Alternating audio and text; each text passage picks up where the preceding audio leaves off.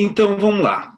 Essa faz parte, né, de todo um programa de live que eu venho fazendo toda segunda-feira às 9 horas. Hoje o tema é plexo braquial, né? E para falar de plexo braquial, a gente tem que fazer, né, um apanhado um pouco maior da coluna cervical. O plexo braquial que não compõe, não é, todos os nervos da coluna cervical, tá? Compõe sim os nervos a partir da raiz de C5, tá? Então a raiz de C5 até a raiz de D1, né, T1, é que faz parte do plexo braquial. O plexo braquial, que ele é composto pelas terminações, pelas saídas, né, dos ramos nervosos da medula espinhal, da região da coluna cervical. Porém, os ramos superiores, né, de C1, de C2, C3, C4, compõem outro plexo, né, que é o plexo cervical, que aí pode ser tema de outra live. E o plexo, na verdade, ele é um conjunto, né, um conjunto de raízes nervosas que estão, né, determinadas para desempenhar uma função nervosa de informar ao corpo como o corpo deve agir perante esse centro, perante o comando desse centro de controle, tá? Então, quando a gente tem essas ramificações anatômicas que compõem, no caso dessa live, o plexo braquial, nós temos a saída dos ramos que vêm de C5, C6, C7, C8 e T1, tá? Então são ramos que, embora nós não tenhamos, não é, a raiz de a vértebra C8, a gente tem uma raiz chamada de C8 que a partir dela para baixo, não é, em T, não é, as vértebras e as terminações de nível dorsal, nós temos as ramificações saindo abaixo da vértebra do nível medular. Acima, na região da coluna cervical, nós temos a saída do nervo vindo antes do nível da vértebra, ou seja, a vértebra C5, por exemplo, tem seu ramo medular de raiz nervosa saindo acima dele, entre C4 e C5. Já T1, T2, por exemplo, sai entre T1 e T2 o ramo de T1, tá? Dentro dessa perspectiva, nós temos os ramos nervosos das vértebras dessas porções de C5 a T1 saindo pelos forames, né, das vértebras. E aí nós temos alguns problemas, alguns pontos de conflitos que devem ser investigados, né? Os pontos de conflitos são por onde passam essas terminações nervosas. A primeira, né, esses ramos nervosos, né? A primeira, nós temos a passagem das raízes nervosas pelo forame que está, né, logo após a saída da medula. E aí esse forame entre uma vértebra e outra pode ser um ponto de compressão.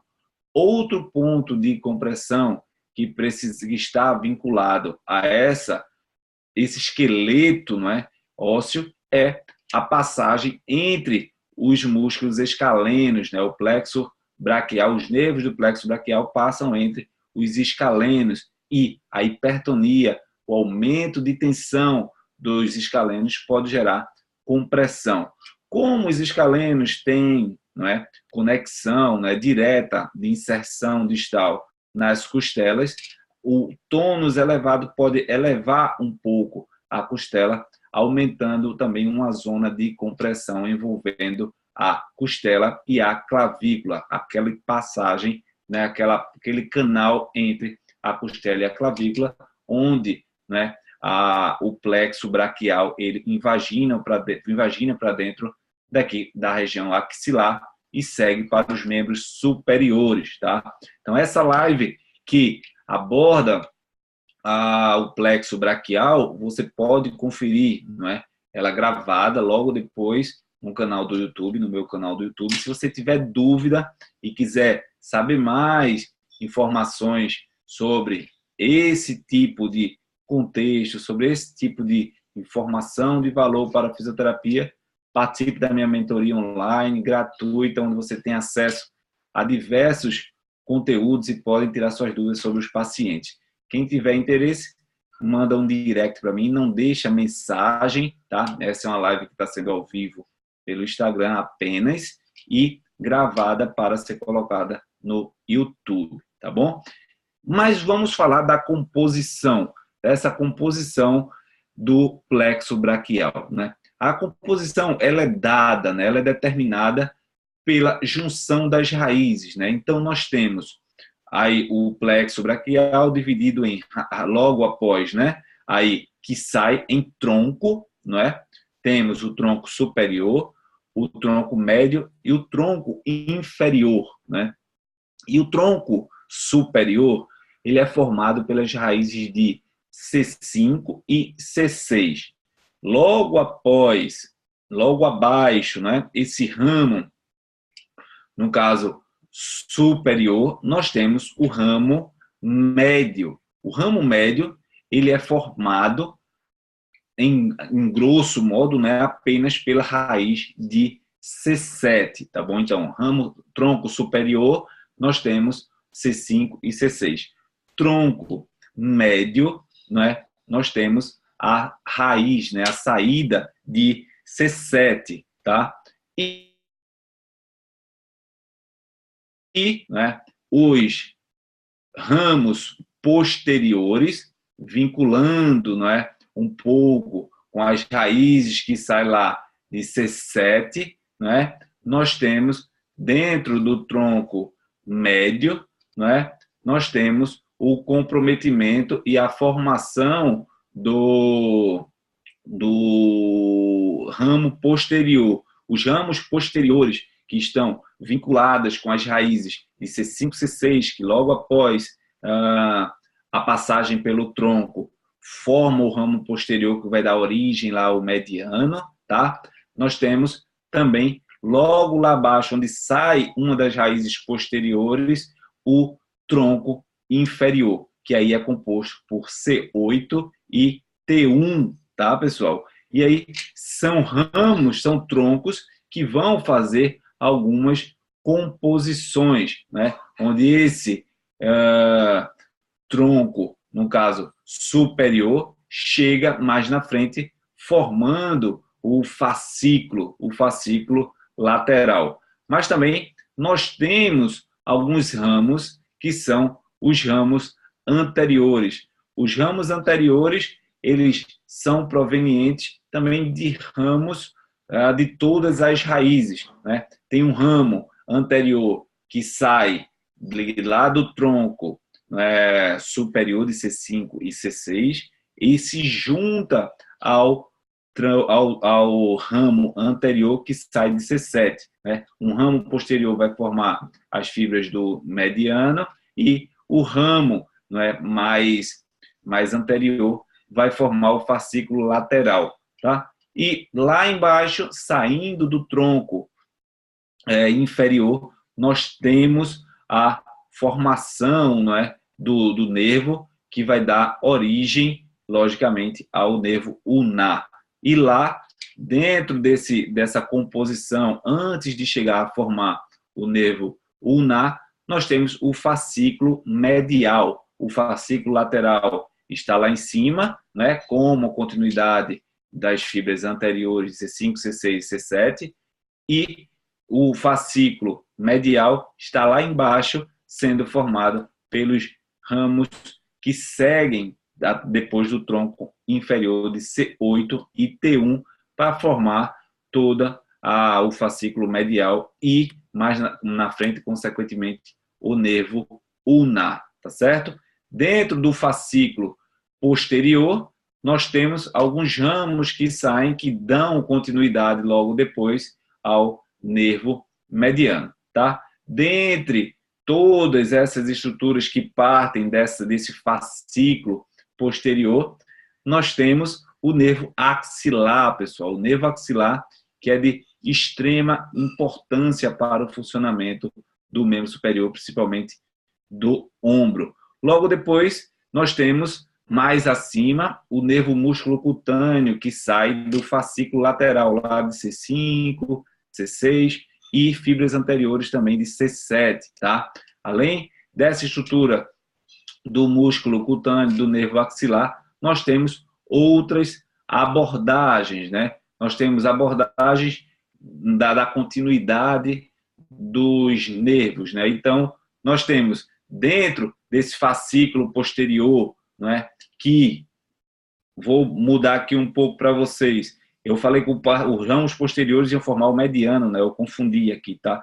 É o nervo radial, tá? Posteriores, que vai fazer a inervação lá do tríceps, dos músculos extensores, tá? Então, só faço essa troca aí, que dentro do raciocínio a gente terminou trocando um pouco. Os ramos anteriores é que vão ter vínculos, né, com o nervo mediano, que aí pega os ramos anteriores do fascículo, tanto do fascículo lateral como do fascículo medial, que tem ramos tanto de C7, de C5, de C6, de C8 e T1, tá bom? Só para deixar claro aí, os ramos que saem para formar o fascículo posterior, eles dão origem ao radial e ao axilar, um pouco anteriormente de se formar radial, tá certo? O nervo mediano, ele vem pelas ramificações anteriores, né, depois da formação do fascículo lateral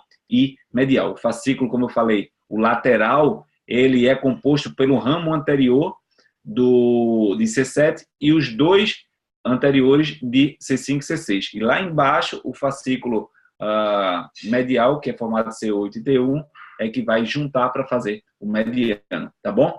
Só para deixar claro aí. Se você tiver dúvida, a gente vai conversando e discutindo bastante.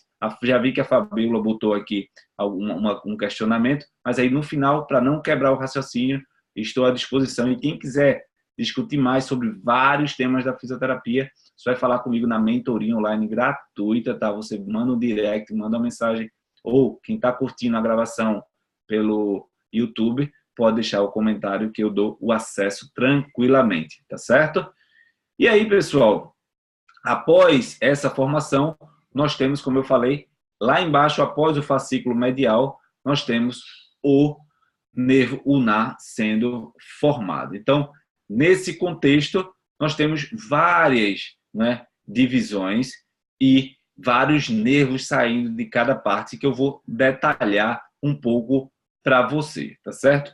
Lá, próximo de C5 e C6, onde vai formar o tronco superior, nós temos a saída de uma das partes da inervação do nervo frênico, de C5, mas o nervo frênico ele está de C3, C4 e C5. O nervo frênico é responsável pela inervação do diafragma, músculo extremamente importante para o nosso funcionamento, tanto fisiológico como biomecânico, uma vez que o diafragma está ali trabalhando no controle pressórico, no controle do ciclo respiratório. Então, comprometimento de C5, C4, C3 podem levar a uma disfunção importante do corpo do paciente.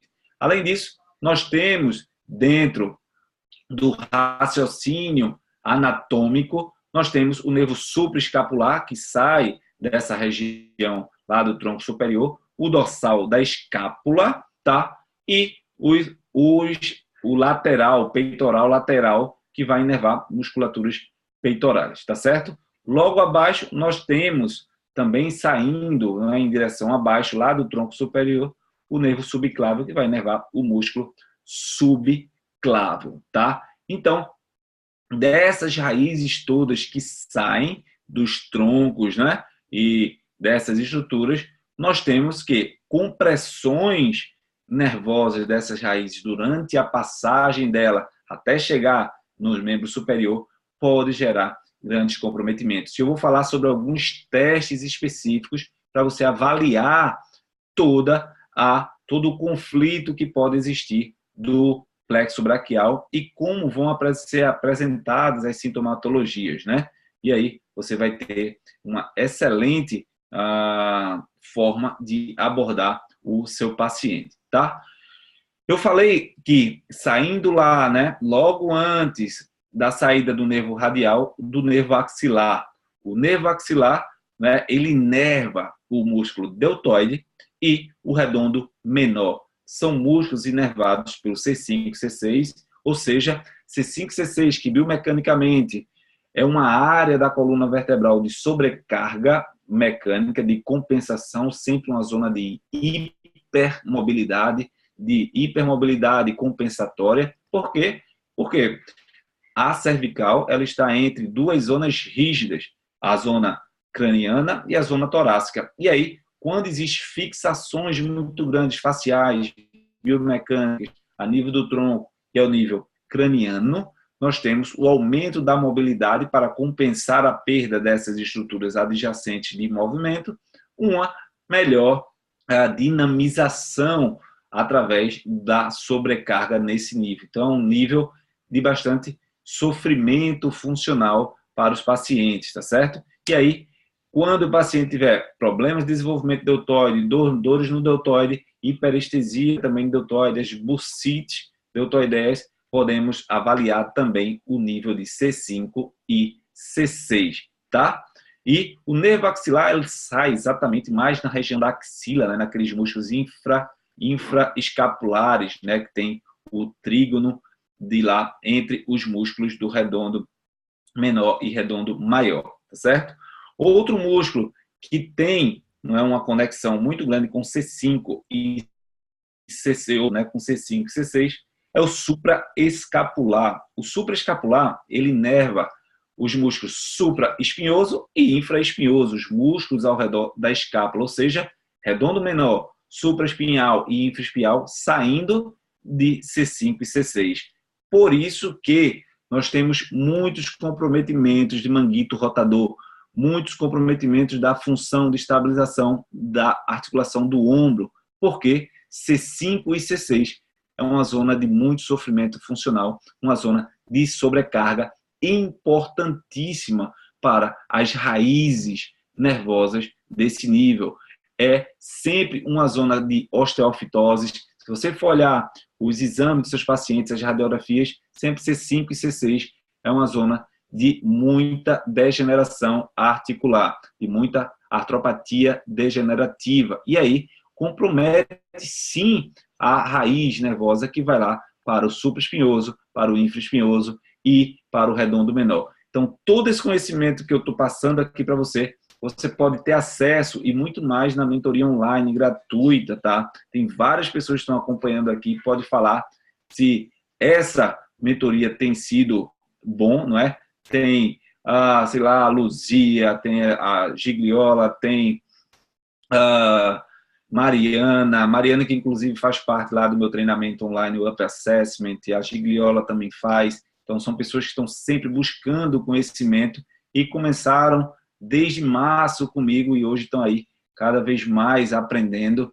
e estando presentes nas lives, fora os que acompanham a gravação do YouTube, tá? Então, a gravação do YouTube, você pode também deixar comentário e fazer parte da mentoria online, que é gratuita e tem sido muito bom ajudar as pessoas. O Kellerman aí, ó, chegou também lá da mentoria e sempre está presente e fala como é bom fazer parte para ele como profissional. E eu sempre falo, né, que a gente tem uma responsabilidade social muito grande, tanto com os pacientes como para disseminar conhecimento, né, de dar mais qualidade para o profissional fisioterapeuta. Então, se eu recebi, eu tenho por obrigação dar para vocês. A Luciana também, enfim, várias pessoas estão formando aí esse time de profissionais que estão me acompanhando há muito tempo, tá?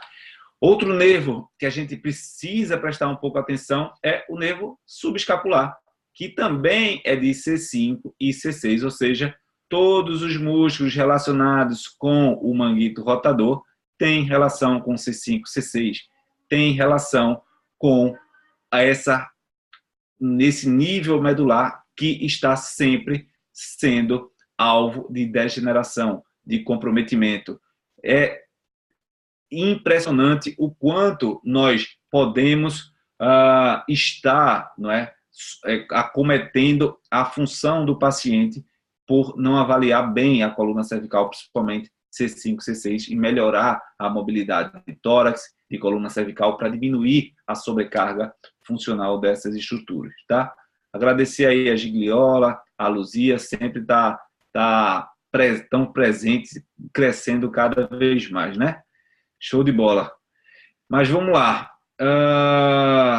Outro nervo que a gente precisa estar atento, que aí já vai um pouco mais, né, adentro do nervo, no membro superior, é o nervo radial. O nervo radial, ele é um nervo que nerva várias estruturas. Eles partem dos ramos posteriores, repito, dos ramos posteriores de C5, C6, C7 e C8 e T1, tá? Ramos posteriores, tá? De lá, da região posterior do braço, que ele inerva, ele segue também para a região posterior do antebraço e região lateral do antebraço, assim como a função lá relacionada com os lumbricais, tá? Então, se você tem queixas, pacientes com queixas e comprometimentos na região posterior de braço, antebraço, região lateral de braço em direção ao polegar, tá? E músculos lumbricais, nós temos, sim, um comprometimento do nervo radial.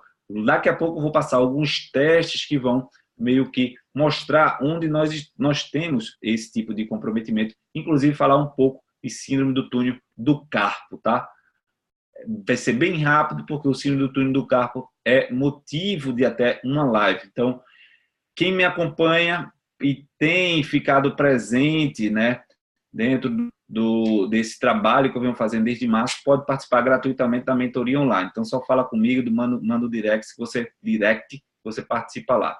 Outro nervo super importante aqui também em relação a C5, C6 e C7 é o nervo músculo cutâneo.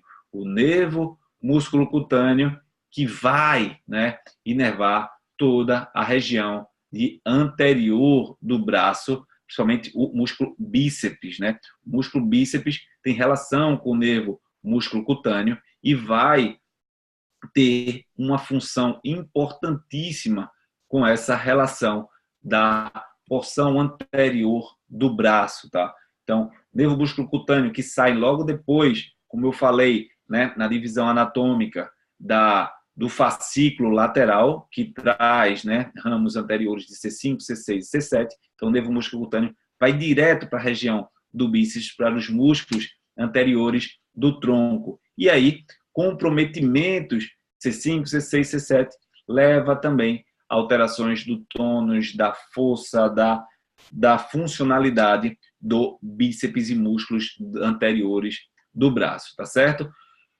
Dentro dos outros nervos que vão um pouco mais à frente, nós temos o nervo mediano. O nervo mediano que, além das zonas já faladas de comprometimento, né, que são aqui próximo da coluna cervical, nos forames, além da porção da passagem pelos escalenos e da passagem entre as costelas, a primeira costela e a clavícula, também sofre um comprometimento muscular pelo peitoral menor e pelo pronador redondo ao chegar na região do antebraço. Hipertonia, o tônus elevado na região anterior do braço do antebraço, pode gerar compressões ao nível do nervo mediano que podem podem favorecer a um falso diagnóstico de síndrome do túnel do carpo, né? Um falso positivo, dando a sensibilidade no membro superior, nas mãos, principalmente na extremidade,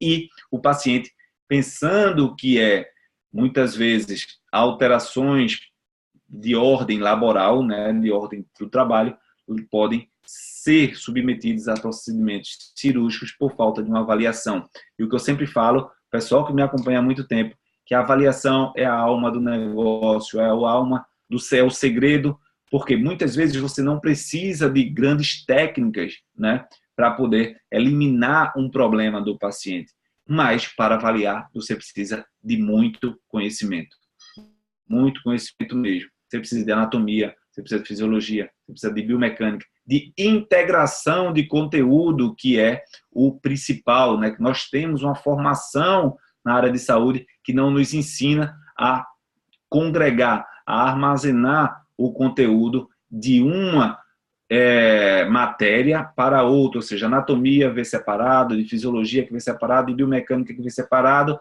e patologia que vem separado. A gente não integra as origens e as inter-relações em cada área do corpo. Então, é isso que eu falo. Inclusive, o pessoal que está no meu treinamento online, que hoje eu até coloquei no Stories, né? Que eu liberei as últimas aulas já para esse pessoal, que é um treinamento online que eu faço de avaliação funcional, tá? Onde cada segunda-feira eu libero um módulo, são 8 módulos divididos com 3 aulas, onde eu falo até de inteligência emocional, não é? Então, excelente. Um abraço aí para todos que fazem parte do Up Assessment. Tem aí participando Mariana, Gigliola, Kellerman, que eu já vi que já entrou, fora os outros que estão chegando aí.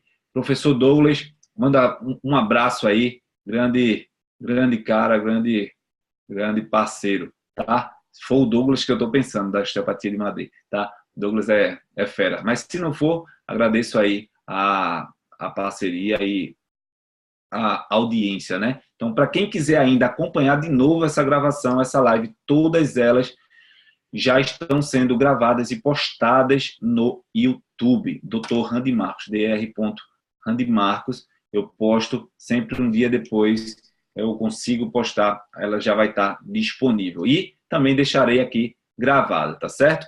Além do comprometimento, voltando aqui, do mediano, que aí o mediano, ele pode ser, por consequência, né, mais proximal, afetado por comprometimento C5, C6, C7, C8 e T1, né? E funcionalmente existem sim, tá, resultados positivos do diagnóstico do síndrome do túnel do carpo devido à alteração na região anterior do punho, né, na passagem, diminuição dessa permeabilidade e irritação na bainha de passagem do mediano. E aí, isso pode estar relacionado a traumas, a quedas que deslocam, né, a artrocinemática dos músculos do carpo, né? Nós temos aí ossos, 2 fileiras de ossos com 4 ossos cada fileira, que podem sim se deslocar e comprimir um pouco, e durante a função de atividade laboral comprometer o funcionamento desse nervo, o nervo mediano, e gerar bastante problemas, bastante sintomatologias, tá? Lembrando, quem quiser deixar alguma dúvida, já pode deixando aí a sua pergunta, que no final eu respondo. Nervo ulnar, não é? Um dos últimos nervos que sai lá do fascículo medial, que vão inervar a região medial do antebraço, ou seja, toda essa zona mais interna do antebraço, para a região hipotenal, ou seja, do dedo midinho da mão, interósseos dorsais e interósseos palmares, tá? Então, aquela sensação, formigamento nos 2 últimos dedos, pode ter relação com o nervo ulnar, que sai lá de C8 e T1, muito relacionado com a dobradiça cérvico-torácica, cérvico-dorsal e por comprometimentos de primeira costela. Então, a gente precisa estar muito atento a todas essas disfunções para que o plexo braquial não seja acometido, tá certo? Então, dentro desse contexto funcional, essa live que eu trago para você toda a visão anatômica e funcional de relação com os sintomas, eu trago essa especificidade dos nervos, né? Nós temos o nervo músculo cutâneo alterando a função dos músculos anteriores do braço. Paciente com essa sintomatologia, a gente precisa ficar atento, não é? Tendinopatia de cabeça longa de bíceps. Para paciente com problemas no nervo axilar, pode gerar dores e hipotonias no deltoide. O supraescapular alterando, né, o supraespinhoso, o infraespinhoso, o supraespinhoso, que é um músculo muito acometido e que a gente não relaciona muitas vezes alterações a nível cervical, não é? E sempre relaciona apenas a problemas no complexo, a disfunções no complexo articular do ombro. Na verdade, você precisa estar atento a todo esse contexto, que é o que eu falo. No meu treinamento online, eu falo que a gente precisa saber integrar e vislumbrar de onde está vindo todo o problema, não é? Desde a anatomia, relacionando a fisiologia, o propósito para aquela estrutura existir, por onde ela passa, zonas de compressão e suas interações, não só músculo-esqueléticas, mas autonômicas, né? Envolvendo o sistema nervoso autônomo, o sistema nervoso parasimpático e simpático, né? E funcionamento visceral, né? Então, tudo isso precisa estar integrado num indivíduo que é único, né? Por exemplo, se a gente tem comprometimento na região medular de C5, C6, vamos lá, a raiz de C5. A raiz de C5, como eu falei no começo, tem relação com um dos ramos do nervo frênico. O nervo frênico é super importante para a inervação do diafragma. O diafragma trabalha através dos seus movimentos, controlando a pressão intraabdominal e intratorácica, o que pode facilitar ou piorar a circulação entre os órgãos, podendo estar em conexão direta com problemas digestivos. E aí, você, com esse conhecimento, você consegue justificar um problema de C5, C6 com dor no ombro, um problema de C5, C6 com dor no ombro e uma gastrite, um problema de C5, C6 com dor no ombro e um problema de fígado, um problema de taxa de fígado, um problema de tendinopatias crônicas através do metabolismo, por exemplo, da amônia, que tem relação com o metabolismo hepático do fígado e que pode estar sendo suprimido pela baixa funcionalidade do diafragma. Então, imagine como isso é amplo, e tudo isso eu falo lá no meu treinamento online, mas que não está aberto ainda, a turma ainda está cursando. Só quando eles acabarem o curso é que a gente vai abrir para alguma nova turma, tá? E eu acredito que esteja sendo de grande valia, tem várias pessoas aí que possam estar falando bem, tá? Então, agora eu vou abrir para perguntas, logicamente para as perguntas que estão participando ao vivo, e quem estiver participando, assistindo a gravação do YouTube, pode deixar o comentário que eu respondo também através dos comentários. Já sei que tem uma pergunta, então vou lá no começo e depois eu volto para poder, né, toda e qualquer queixa que você tenha, você vai colocando aí que a gente vai interagindo com vocês, tá certo? Vamos lá, procurar as perguntas. Aqui tem o Gabriel Mergulhão, depois eu vou responder o Gabriel, porque eu já vi que tem uma da Fabíola. Doutor Randy, boa noite. Tenho dúvidas sobre as referências anatômicas correspondentes às divisões do plexo, raízes, troncos e ramos terminais, mais ou menos em que níveis se encontram.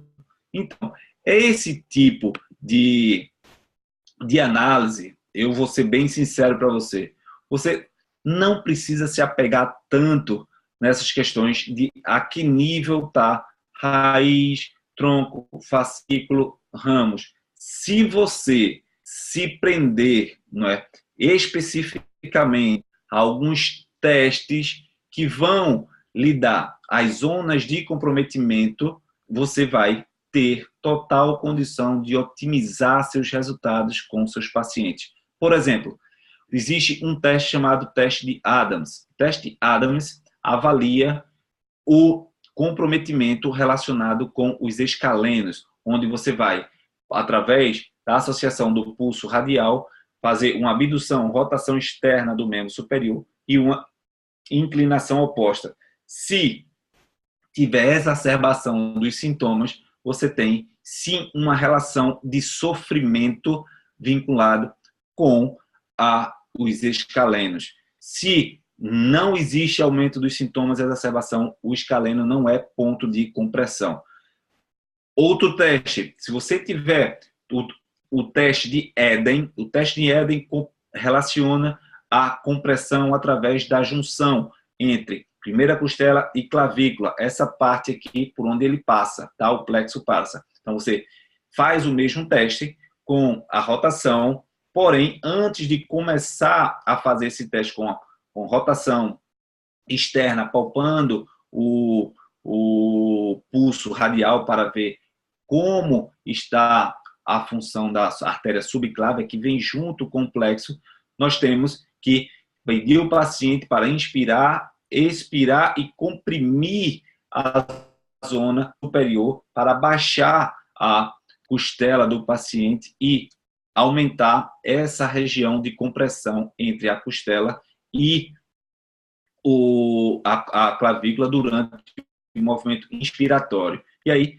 realizar o movimento do teste e ver se esse tipo de queixa aumenta, né? Isso é um teste que eu também coloco lá no Up Assessment, no treinamento online.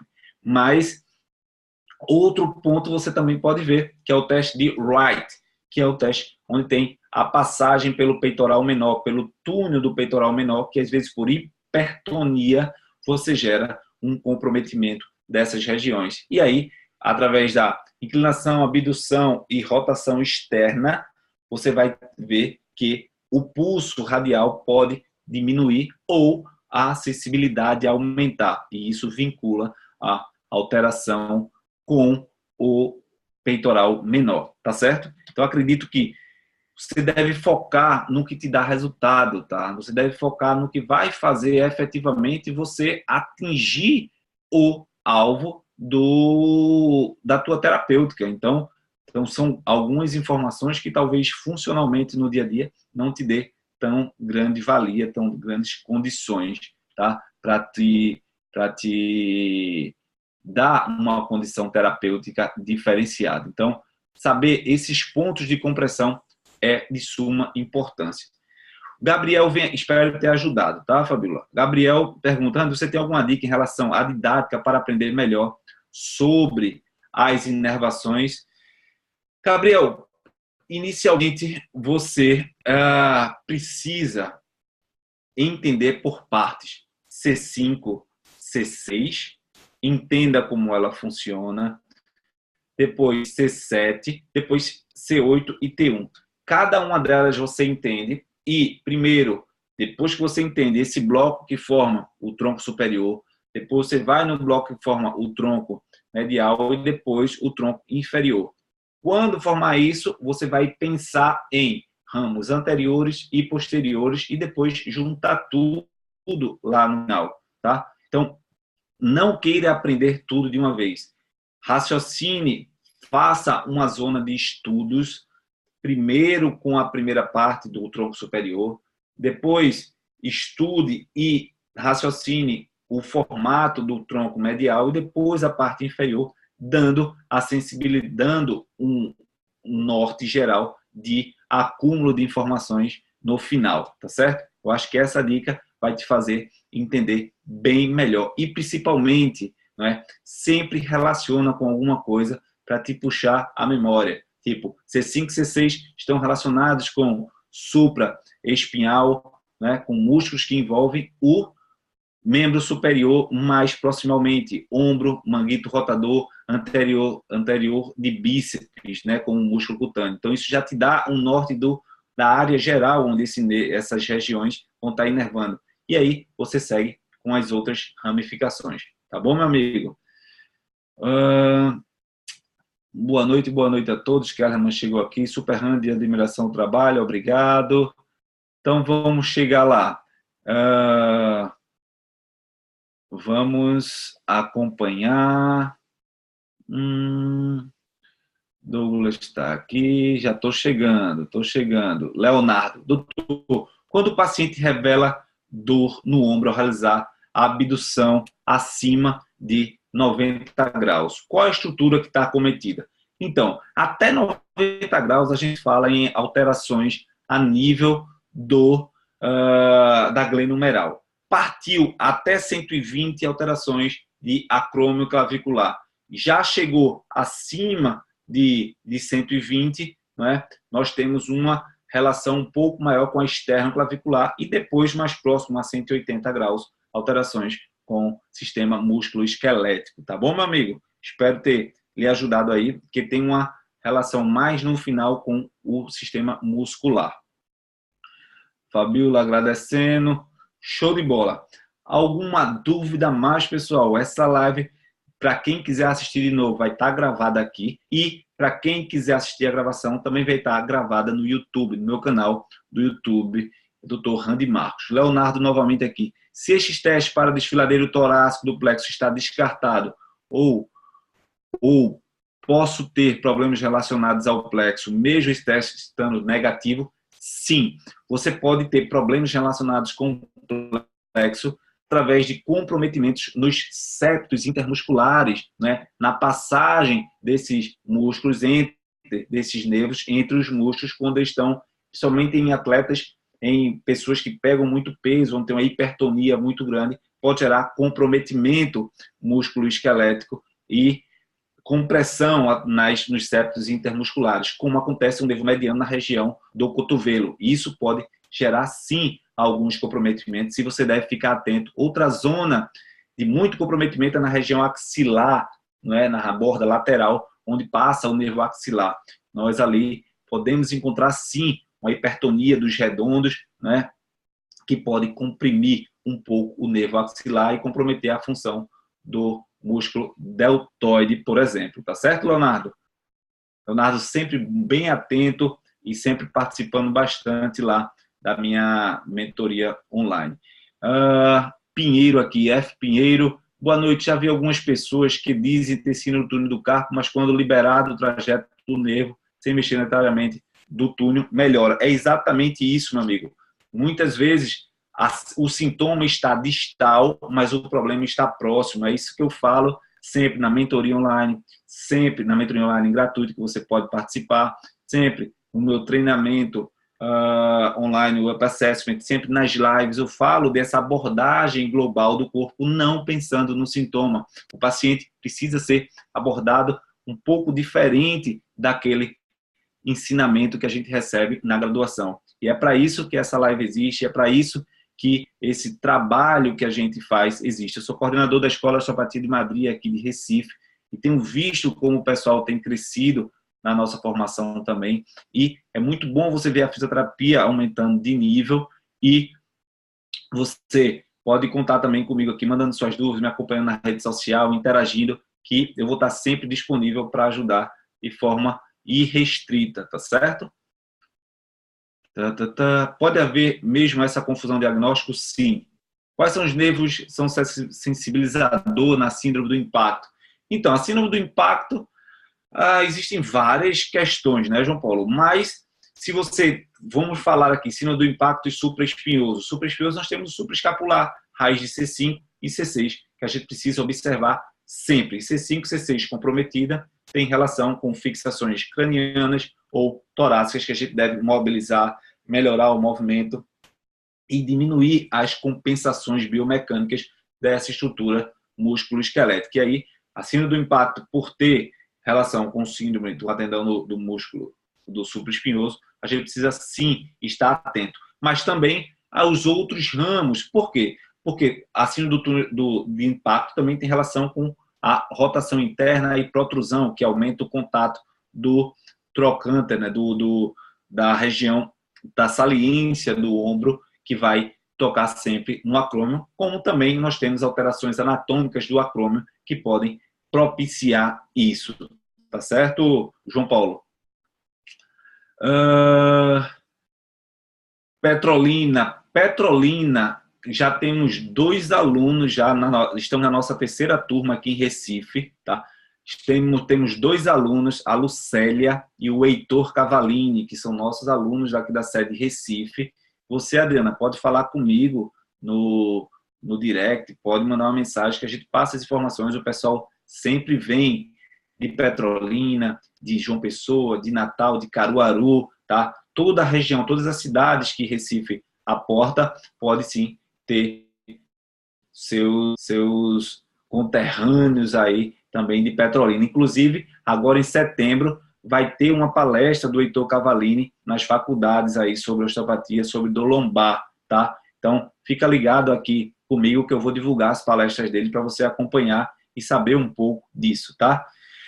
O Pinheiro, uma alteração RS ou FRS na cervical pode gerar sintomas neuropáticos no membro superior. Então, podem sim, tá? Mas não é tão, vamos dizer assim, não vamos generalizar tanto, não é tão simples, tá? Nós temos alterações de RS que pode gerar comprometimentos na passagem, na diminuição do facetária, compressão facetária e alterando a passagem lá no orifício, né, da passagem da raiz, podendo gerar sintomatologias à distância, sim, comprometer toda inervação do membro superior. Já a FRS, que é uma fixação associada com uma fixação discal, pode ter vínculos um pouco maior quando a herniação for mais intensa ou o edema associado com a inervação também for mais intensa. Não propriamente uma lesão simples de RS, mas também mais os seus comprometimentos funcionais associados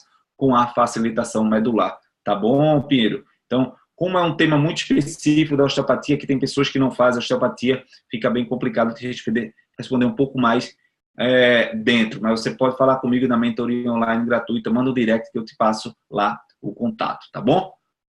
Paciente, fratura de húmero distal do braço, por braço, perda de extensor de punho, isso pode ser provocado neuropatia radial ou ter outro nervo envolvendo. Sim, né? A fratura de húmero, né, ela tem um comprometimento muito grande por conta da passagem bem íntima posteriormente lá do radial, próximo ao sulco, né, do radial, tá? Eu não entendi muito a pergunta, Luzia, mas pode sim alterações de neuropatias associadas com o nervo radial, principalmente pela função que você está falando, que é perda dos extensores do punho. Músculos extensores são de origem do nervo radial, de essência e inervação, tá certo?